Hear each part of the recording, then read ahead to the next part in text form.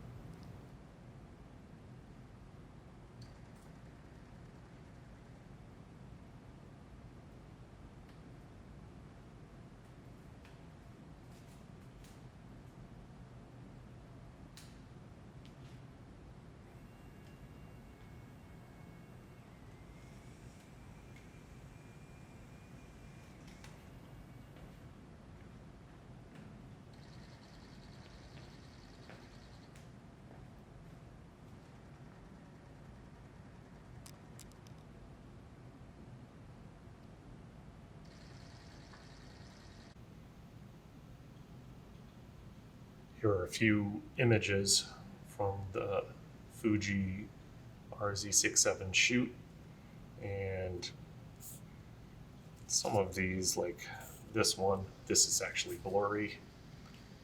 This one's not too bad, underexposed, pretty close in. And then I was having some light leak issues there and really bad flaring on this one.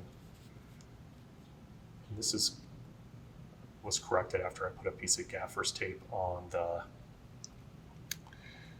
eyepiece. So I had never really experienced this before, but it's pretty heinous. Here's maybe the most successful one I took.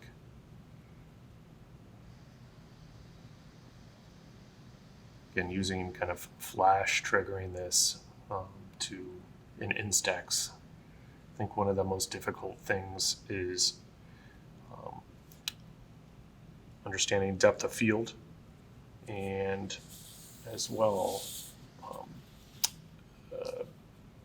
that what you're seeing in your viewfinder isn't kind of what is going to be printed on this Fuji Instax. So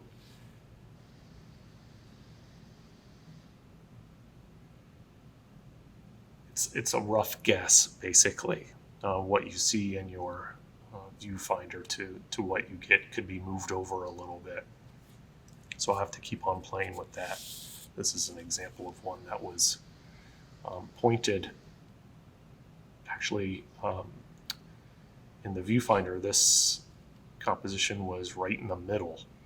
And after I ejected the Instax, it developed like this. So it wasn't even close. And then the one that was more successful here,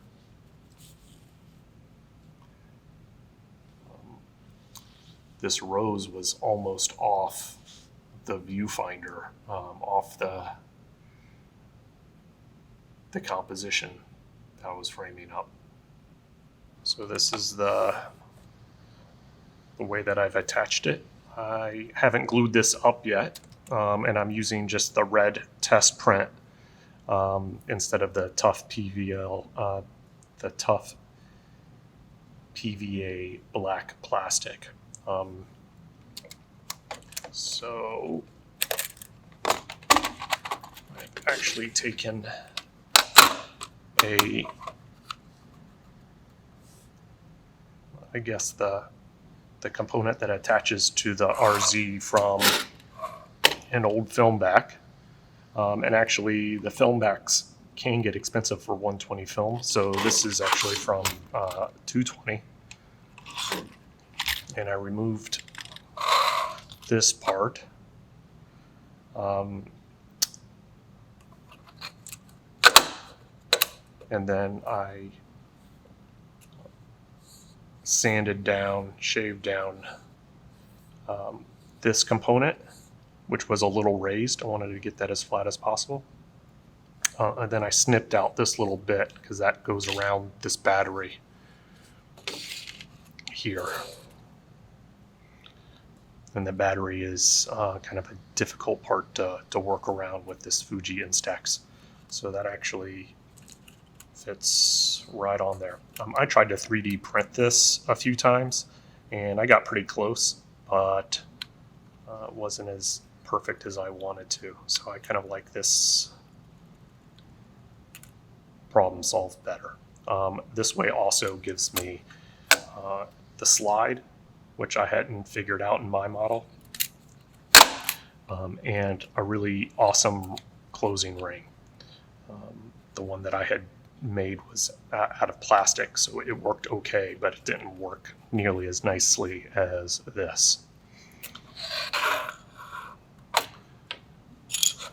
And I'm going to actually attach it to the new print with the black PVA plastic and seal it up so there will be no light leaks around it. This is the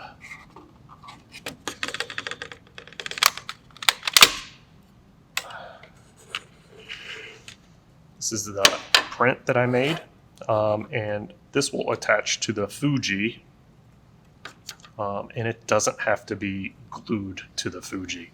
So it's really super tight around here.